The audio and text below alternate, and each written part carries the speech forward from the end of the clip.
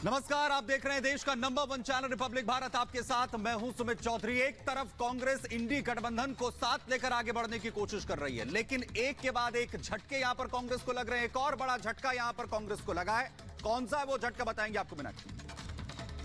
तो आपको महाराष्ट्र की राजनीति से जुड़ी हुई ये बड़ी जानकारी दे देते हैं, अहम जानकारी दे देते हैं कि मिलिंद देवड़ा ने अब कांग्रेस को टाटा बाय बाय कर दिया है। तो दूसरी तरफ शिवसेना शिंदे गुट में वो शामिल हो सकते हैं, लेकिन उसके पहले शिवाजी पार्क पहुंचे हैं और उन्होंने वहां जाकर के शिवाजी पार्क में जाकर के बाला साहेब ठाकरे को श्रद्धांजलि अर्पित की है। उसके पहले भी तस्वीरें सामने आई थी जहां सिद्धिविनायक पहुंचे हुए थे पूजा अर्चना करने के लिए, और उसके बाद ये तस्वीरें सामने आई हैं शिवाजी पार्क से, जहां पर जाकर के उन्होंने बाला साहेब ठाकरे का आशीर्वाद लिया है, श्रद्धांजलि वहां पर अर्पित की है। आपको बता दें कि पूर्व केंद्रीय मंत्री रहे हैं मिलिंद देवड़ा, और ऐसे में कांग्रेस को एक बड़ा झटका है जब उन्होंने सोशल मीडिया साइट पर पोस्ट करके ये जानकारी दी कि 55 साल का ये रिश्ता अब यही समाप्त होता है कांग्रेस के साथ। सत्यप्रकाश सहयोगी हमारे सीधा मुंबई से हमारे साथ यहां पर जुड़ रहे हैं। सत्यप्रकाश, एक और बड़ा झटका मिलिंद देवड़ा के तौर पर कांग्रेस को लगता हुआ नजर आ रहा है। फिलहाल जानकारी क्या है, कब तक शामिल होंगे, उनका क्या अपडेट है उनके कार्यक्रम को लेकर? देखिए, 2 बजे समय है जब मिलिंद देवड़ा यहाँ पे सीएम आवास पे मैं मौजूद हूँ और 2 बजे यहाँ पहुंचेंगे और मुख्यमंत्री एकनाथ शिंदे की मौजूदगी में शिवसेना में शामिल होंगे। मैं तस्वीरें दिखा रहा हूँ किस तरह से मिलिंद देवड़ा के समर्थक पहुंच रहे हैं।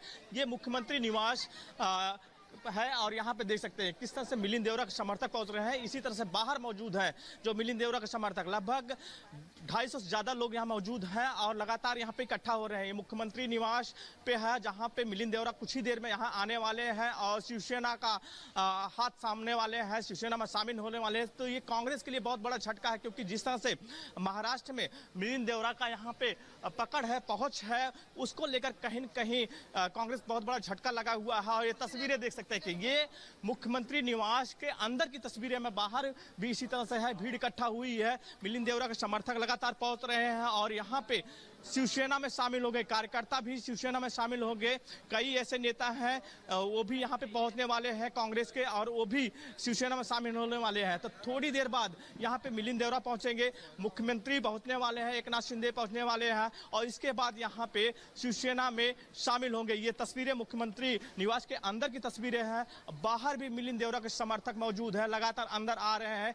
मुंबई के अलग अलग जगहों से यहाँ इकट्ठा हो रहे हैं। जो लड़ाई थी साउथ मुंबई की लेकर लड़ाई थी, उद्धव गुट का जो यहाँ पे नेता है वो यहाँ पे डिमांड कर रहा था कि हमें यहाँ पे सीट मिले, और मिलिंद देवड़ा हम चाह रहे थे कि हम, काफी दिनों से मिलिंद देवड़ा कांग्रेस से नाराज चल रहे थे और आज सुबह जिस तरह से उन्होंने कांग्रेस से इस्तीफा दिया और आज दोपहर 2 बजे के बाद कभी भी यहाँ पहुंचने वाले हैं और शिवसेना। लेकिन इसी के साथ एक और बड़ी जानकारी, जहां मिलिंद पर प्रमोद तिवारी का बयान सामने आया है। कांग्रेस के ये बड़े नेता कह रहे हैं कि लोग आते जाते रहते हैं, ये छोटी मोटी बात है। ये छोटी मोटी बात प्रमोद तिवारी की तरफ से बताई जा रही है, जिनका ये कहना है कि लोग आते जाते रहते हैं, कोई बात नहीं। लेकिन अब ऐसे में 2024 का चुनाव नजदीक है, मुंबई दक्षिण सीट को लेकर के ये पूरी लड़ाई थी, और ऐसे में शिवसेना शिंदे गुट के साथ जा सकते हैं मिलिंद देवड़ा।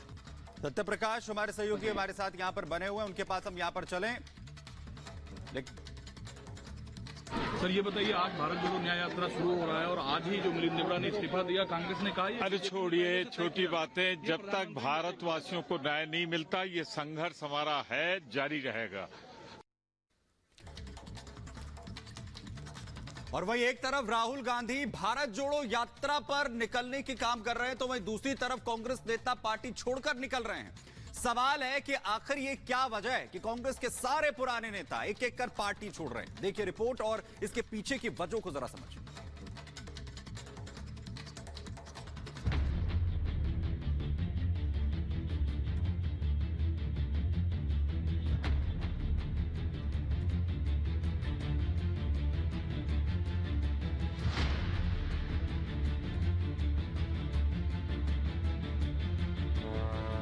एक वक्त था जब देश की सबसे पुरानी पॉलिटिकल पार्टी होने के नाते कांग्रेस देश की राजनीति की दशा दिशा तय करती थी। 1947 में देश को आजादी मिलने के बाद से ही कांग्रेस ने सबसे ज्यादा सालों तक सत्ता का सुख भोगा। आजादी से लेकर साल 2019 तक के आम चुनाव की बात करें तो इस दौरान होने वाले 17 आम चुनावों में से कांग्रेस ने 6 में पूर्ण बहुमत हासिल किया, जबकि 4 बार सत्तारूढ़ गठबंधन का नेतृत्व किया। लेकिन वक्त बदला और आज देश की सबसे पुरानी पार्टी कांग्रेस अपने सबसे बुरे दौर से गुजर रही है। पार्टी के पास ना तो कोई विश्वसनीय चेहरा बचा है और ना ही कोई ऐसा भरोसेमंद नेतृत्व जो अब इस पार्टी की दशा सुधार सके, जिसका नतीजा है कि कांग्रेस का हाथ छोड़कर जाने वाले नेताओं की फेहरिस्त लंबी ही होती जा रही है। इस लिस्ट में सबसे नया नाम जुड़ा है मिलिंद देवड़ा का। उन्होंने पार्टी को अपना इस्तीफा सौंप दिया है। उन्होंने इस बारे में सोशल मीडिया एक्स पर पोस्ट भी किया, जिसमें उन्होंने लिखा है, आज मेरी राजनीतिक यात्रा के एक महत्वपूर्ण अध्याय का समापन हुआ। मैंने कांग्रेस की प्राथमिक सदस्यता से अपना इस्तीफा दे दिया है। इसी के साथ पार्टी के साथ मेरे परिवार का 55 साल पुराना रिश्ता खत्म हो गया है। कांग्रेस नेता मुरली देवड़ा के बेटे मिलिंद देवड़ा शिंदे गुट वाली शिवसेना में शामिल होने वाले हैं। लेकिन 55 साल का पारिवारिक संबंध तोड़कर कांग्रेस छोड़ने वाले मिलिंद देवड़ा इकलौते नहीं है, बल्कि इनसे पहले पार्टी छोड़कर जाने वाले नेताओं की लिस्ट इतनी बढ़ चुकी है कि ये समझना मुश्किल हो गया है कि अब कांग्रेस में बचा कौन है। सिर्फ बड़े नेताओं की बात करें तो 10 नेता ऐसे हैं जिनका पार्टी छोड़ना ये साबित कर रहा है कि कांग्रेस में नेतृत्व स्तर पर सब कुछ ठीक नहीं है,